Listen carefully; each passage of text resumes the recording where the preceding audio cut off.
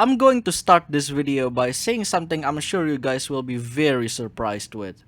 I'm getting tired of Marvel. I know, quite shocking. A lot of Marvel products for the past couple of years have been dangerously mediocre. Keep in mind, when I say Marvel, I mean the MCU, since it is currently the biggest Marvel export by a mile. And it seems like after Endgame, they have been struggling to keep their audience hooked into the franchise. The shows, with the exception of Loki and maybe WandaVision, have been passable at best and forgettable at worst. Meanwhile, the movies have been such a mixed bag. Some movies are dreadfully boring like Black Widow and Eternal. Other movies like Thor Love and Thunder and Ant-Man Quantumania are unbearably corny. And then there are movies like the new Doctor Strange and Spidey No Way Home that are perfectly good, but I can't include them in my top 5 favorite MCU movies anyways. I haven't seen the new Guardians movie by the time I'm writing this script, and I know that movie is definitely going to be a bright spot in this run of mediocre MCU movies, right? Regardless, there's this one Marvel animated show that grabbed the attention of a good chunk of my Twitter friends. And they're not even MCU fans, so I was pretty intrigued. This show also piqued my interest since it is also a part of Disney TVA. And you guys know I love talking about Disney TVA shows on my channel. The show is called Moon Girl and Devil Dinosaur. I was interested in checking this show out, partially because I desperately craved for something good for Marvel, even though this show is technically not a part of the MCU. The crew once stated that the show will bring more MCU references to the table in season 2, which I hope doesn't become too prominent since I prefer this show to be a standalone piece. And then, other than that, Flying Bark is producing for the show? The studio has been going places lately, and considering the high level of quality that goes into their animation, I couldn't pick a better studio taking the animation charge for the show. So, how is it? Is it worth watching? Yeah, I'd say it's good. This is the most refreshing Marvel media I've watched since probably Loki. And it's not because it's trying to push boundaries or anything, it's just a well-made and enjoyable casual superhero flick, where, you know, the hero just saves the day. Let's start with the most standout thing about this show, the visuals. This show is so colorful. From the actual colors they pick for the settings and the character designs, I love Moon Girl's suit by the way, to the character movements, this show feels so alive. I also love these speech bubbles that usually pop up in every episode. While it's not revolutionary, it still gives what the characters are saying much more personality. But ultimately, the battles are the greatest aspect about the visuals in this show. I love that in almost every battle that occurs in the climax in each episode, the color palette changes. This change-up is way more captivating than having the battles set in the regular series palette. It also essentially creates very cool music videos, which leads me to the next best thing about this show, the music. As an avid listener of music, I'm always very pleased when great music is integrated into a show. The most prominent by a mile is hip-hop. Most of the background music you'll hear in the show consists of very chill and classic hip-hop beats. Not particularly hardcore, it's more like the type of beats you typically associate with that anime girl studying. Yes, that type of beat. And for a community located in New York dominated by a mostly black main cast, this is a perfect soundbed. But going back to what I said about music videos earlier, the brilliant fight sequences combined with the music work together to create magic.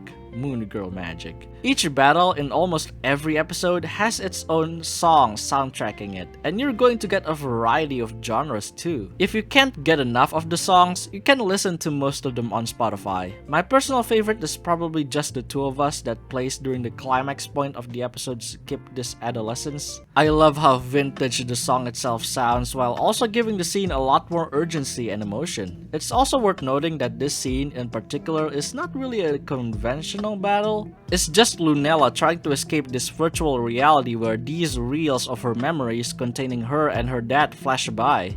It's honestly really touching. I also can't forget about that one episode where Lunella and the entire community work together to defeat the scientist duo that are trying to gentrify the entire city by literally breaking the wall of silence with the power of music. I think the last song worth talking about is the inclusion of Childish Gambino's Sweatpants in the third episode. At first I was pretty shocked that this song is on the show, like what? that song has some naughty lyrics. But I don't mind the censored version all that much because the cheeky and braggadocious attitude of the song plays so well with Lunella's confidence in fighting the bad guy. So those are my two favorite things about the show. But how about the real meat of the show? You know, the characters, the plot, the episodes themselves, all that. I'd say they are pretty solid. It's really refreshing to see more black representation being portrayed really well on a kids show. I'm not just talking about Lunella, but her entire family as well. I love the episode where Lunella becomes very insecure about her hair. I think that's a very inspiring topic that not a lot of shows touch on. I think overall, Lunella is a fun and solid protagonist. I love that one of her unique quirks is that she is very nerdy with her words. And that is the one characteristic she retains throughout this first season.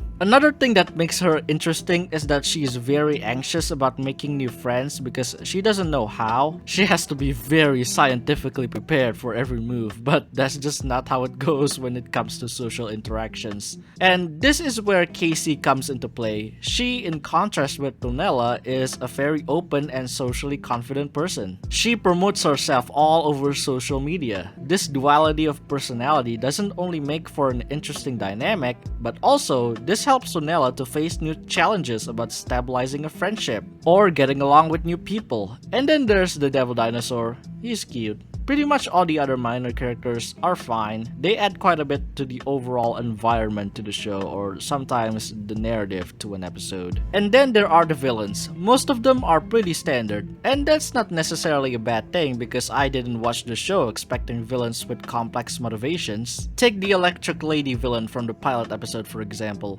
She is very despicable and so easy to hate. But that's what makes this first episode so compelling. We see that this woman is hellbent on making Lunella's life miserable, making her victory at the end of the episode very satisfying. She is a prime example of her classic comic book villain, and introducing her as the first obstacle in Lunella's story of becoming Moon Girl is perfect. There are a few standout antagonists in the show too, like the AI computer fridge thingy, even though they felt less like a villain and more like a corrupted entity gone wrong. But again, for the most part, the villains don't really grab my attention all that much. The most entertaining villain in the show is obviously the Beyonder. He's one of those, oh, is he actually evil or not? He's such an enigma, wink wink type of villain. His entire motivation, as he says, is to study humanity, but you get the sense that there is more than that. I love how he's so laughably overpowered, but most of the time, he uses his powers just to play with Lunella. His charisma level is unparalleled too. You can tell Lawrence Fishburne gave it his all for this character.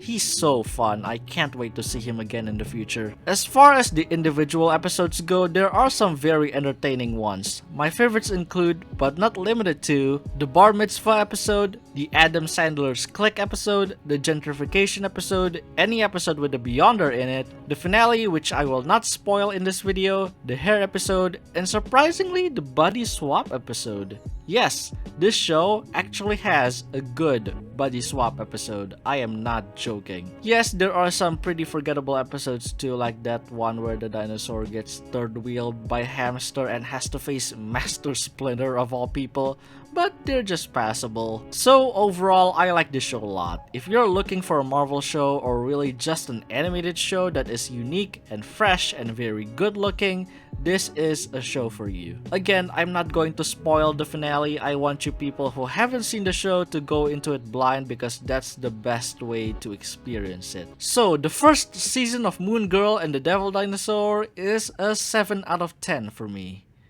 For those of you who are wondering where I've been, I've gone through a pretty tough semester in college. I am very sorry for the lack of videos, but with the holidays in front of me, I can finally go back to pumping out videos regularly again. The Owl House finale video is coming very soon, so stay tuned and thanks for watching.